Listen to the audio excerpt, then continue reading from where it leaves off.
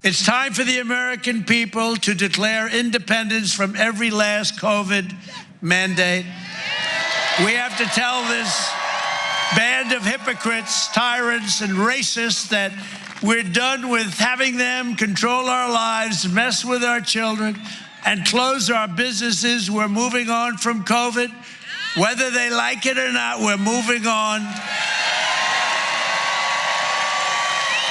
We did a great job. Operation Warp Speed has been praised by everybody, but it's now time to move on. Remember, there are far more of us than there are of them.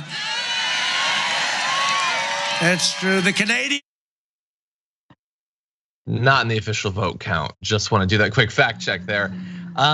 Yes, we are moving on, Francesca, at long last from all of those horrible restrictions that are totally all over the place. America is locked down and has been for a long time. We are taking it too seriously.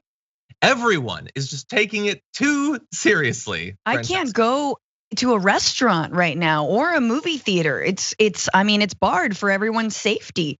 Every time someone gets sick from COVID, a Jack in the Box shuts down. The manager does not say, no, keep working, employee, just wear your mask and no one will know that you're sniffling and suffering under there. Yeah. That doesn't happen in America. In America, we take things seriously. Oh my God. And I just want one last thing with Trump, or it's not the last thing, sadly, single tear. It's what is Operation Warp Speed? Could you explain to your loyal followers who are definitely not vaccinated what that operation was about? Because pretty sure it was all about ramping up the vaccine, fast tracking it, and putting a bunch of money behind it so that you could then trot it out. But that gets you booze, so you're not gonna do it. And it's so scary, right? How scary is it to know that Trump can't control his base? That they've gotten too crazy for him. Yeah. That's the kind of stuff that keeps me up at night. That's why I need just all the NyQuil to even stay asleep. And CBD, I need all the supplements. Yeah, they have moved beyond the person who should have been a parody of the craziest a politician could be. They're crazier than him. But yeah, you're right. He's like, we're not doing any of that. We got Operation Warp Speed. Everyone's like, whatever. What's Ron DeSantis up to? Briefly, I'll listen in a minute. I don't care. Yeah, there was not a lot of cheers for that, oddly enough, even though it's a great accomplishment and all that. And he was totally involved in it. And what he did for Operation Warp Speed, no other politician would have done. No other politician would have thought of funding vaccine development. It was only him. He thought of it. Nobody else would have. And they don't care. I love the quotes like that. Can we just accept almost 2 years in, the right won on the response to COVID, largely.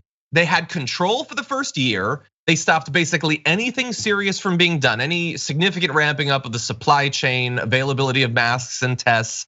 And then during that first year, they so successfully politicized every single molecule of this debate that by the time Biden got in, Biden could do the thing that was possible, the encouraging vaccination, but you already had a third of the country that would literally rather be choked out by Stone Cold Steve Austin than inject free life-saving medication in their arm. They won.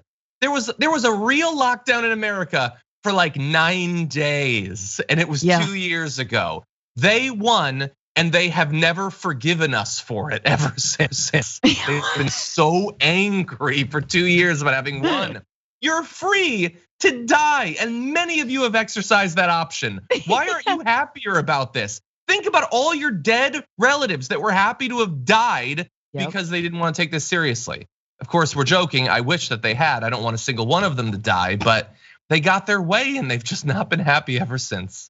You got pilots turning airplanes around for these people who still think that a mask is somehow totalitarianism.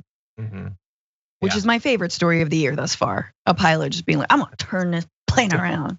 500. Oh my God, can you imagine if you had to take an extra flight?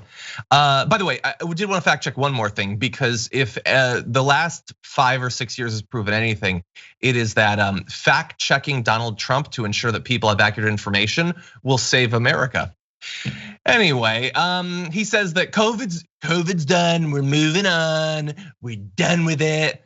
Not quite. Okay, let's take a look. Thankfully, the Omicron surge, the cases are going down to some extent. So if we could bring up this chart, you're gonna see that it's dipping down, and it is thankfully plummeted to just 519,000 cases a day on average. Thankfully, only over 2,500 deaths a day. Basically as high as it has ever been in this pandemic. Ergo, therefore, ipso facto, we're done with the pandemic. We're only losing 2,500 a day needlessly. There's only 145,000 people in hospitals right now for COVID. I mean, that's not even worth mentioning. Party of death, team death. Yes, and it's not enough. We're gonna hit 900,000 total coronavirus deaths officially by mid-February. Officially, there's a couple 100,000 others that won't have been counted that were lost in the initial months of the pandemic. Let's just round it to 1 million. We're over with it, everybody. That's what I hear from people like Donald Trump, everyone on the right, and some people who were formerly on the left. I never thought I would want to say the phrase "all lives matter," but I'm like this close to like taking a sign out and being like, "All lives matter, guys." No, really. How about this? Do any lives matter? Is there literally a life that matters? Could you act like any lives matter? Generally, maybe.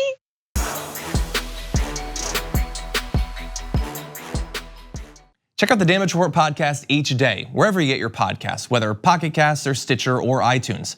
You can join me as I give you the news and stories you want, with a range of co-hosts and interview guests jumping in on the fun each day. Again, that's the Damage Report, wherever you get your podcasts. And if you get them at iTunes, don't forget to rate and review. Sometimes I'll read them live on the show.